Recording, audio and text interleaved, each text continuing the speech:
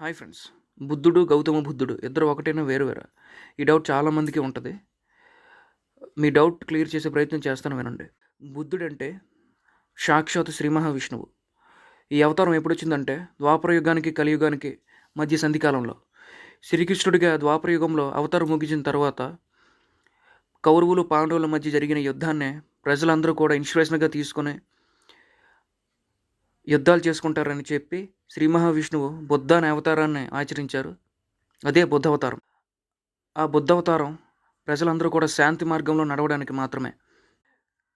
కానీ గౌతమ బుద్ధుడు అంటే సిద్ధార్థ గౌతముడు. అతని పూర్తి పేరు సిద్ధార్థ గౌతముడు. బుద్ధుడు అంటే శ్రీ మహావిష్ణువు అంటే దేవుడు అండి. గౌతమ బుద్ధుడు అంటే ఒక సన్యాసి.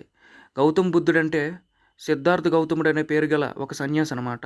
ఈయన బోధి వృక్షం కింద జ్ఞానాన్ని పొందాడు. ఒకరు దైవం, ఇంకొకరు మనిషి. ఇద్దరు వేరు వేరు.